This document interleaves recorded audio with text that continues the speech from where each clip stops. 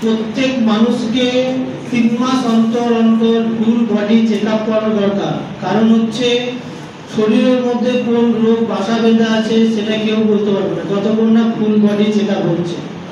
তো সেই ক্ষেত্রে প্রত্যেক দেখবে যারা হাই র্যাঙ্কের অর্থাৎ একটু ধনী মানুষ তারা দেখবে 3 মাস অন্তর বা 4 মাস অন্তর অন্তর তারা কিন্তু তাদের ফুল বডি চেকআপটা করে নেয়। কিন্তু আমাদের গ্রামের দিকে কি হয়, গ্রামের দিকে যারা থাকে তারা কিন্তু ফুল বডি চেকআপ করায় না।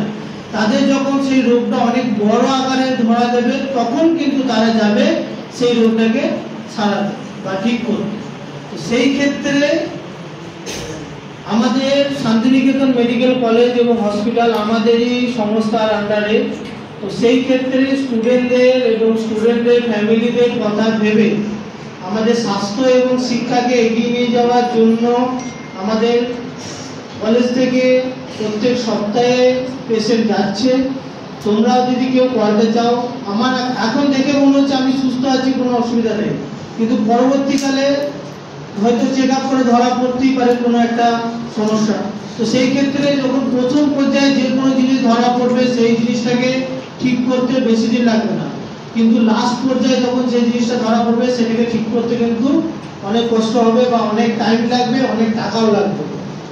তো তোমরা এখন আমাদের মেডিকেল কলেজে যে ফুল বডি চেকআপের প্যাকেজ সেটা হচ্ছে টোটাল 1400 টাকা। সেই ক্ষেত্রে স্টুডেন্টদের জন্য কিছু ছাড়ের ব্যবস্থা করা হয়েছে।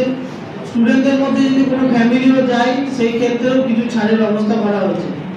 তো তোমাদের মধ্যে যদি কেউ থাকে বা তোমাদের বাড়ির আশেপাশে যদি কেউ যেতে চায় অতি অবশ্যই সব কলেজের সঙ্গে যোগাযোগ করিয়ে দেবে। কলেজ থেকে তাদেরকে রুট বলে দেওয়া হবে বা তাদেরকে নিয়ে যাওয়ার ব্যবস্থাটাও করে দেওয়া হবে। তো সেই ক্ষেত্রে তোমাদের যদি কেউ থাকে সেই ক্ষেত্রে নিয়ে যেতে পারবে। তাছাড়া হচ্ছে দেখবে অনেক জায়গায় অনেক মানুষ আছে যারা টাকার অভাবে চিকিৎসা করাতে পারে না, যেমন হচ্ছে অপারেশন করাতে পারে না বা অন্যান্য কিছু যেগুলো আছে সেগুলো করাতে পারে না। সেই ক্ষেত্রে যদি এরকম কেউ যদি থাকে যে গরিব মানুষ আছে যারা চিকিৎসা করাতে পারছে না, সেরকম যদি কেউ থাকে আমাদের সঙ্গে যোগাযোগ করে দেবে। যতটা কম খরচে করতে পারা যায়, যতটা নিম্নতরে নামা যায় টাকার দিক থেকে, ততটা কম খরচেই কিন্তু আমরা রেকমেন্ড করে আমরা সেটা করে দেবো।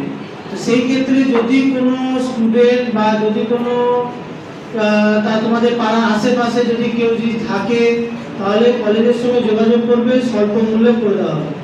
তাছাড়া এখন তো স্বাস্থ্যসাথী কার্ড আছে, স্বাস্থ্যসাথী কার্ডেও আমাদের ওখানে অ্যাপ্লাই করা যাচ্ছে ফ্রি অফ কস্টে। এখানে সমস্ত ডাক্তারবাবু আছে, শুধু হার্ট অপারেশনটা হয়নি, হার্ট ট্রান্সপ্লান্ট বা হার্ট সার্জারি যে অপারেশনটা আছে সেইটা এখনো চালু হয়নি, সেটা যখন চালু হবে সেটা তোমাদেরকে জানিয়ে দেওয়া হবে। তাছাড়া বাকি সমস্ত রকমের অপারেশন করা যাবে, সমস্ত ধরনের নতুন ধরনের টেকনোলজি ব্যবহার করে আমাদের এই অপারেশন বা এই চিকিৎসা করা হয়। সেটা এখন নতুন যেমন এআই এর যুগ এসছে, সেই ক্ষেত্রে এআই টেকনোলজিকে কাজে লাগিয়ে কিন্তু এখানে চিকিৎসাগুলো করানো হয়। আমাদের সংস্থার আন্ডারে যে শান্তিনিকেতন মেডিকেল কলেজ এবং হসপিটাল আছে তাদের মূল লক্ষ্য হচ্ছে অনেকজন মানুষ আছে যারা চিকিৎসার জন্য এখান থেকে ব্যাঙ্গালোর, ভেলোর বা হায়দ্রাবাদ যাচ্ছে, সেই জায়গাতে যাতে না যেতে হয় সেই ব্যবস্থা করার জন্য কিন্তু আমাদের এই মেডিকেল কলেজের মেন উদ্দেশ্য যে কোনো মানুষকে যেন অতদূর না যেতে হয় সেই হিসাবে মেডিকেল কলেজটাকে তৈরি করা হয়েছে।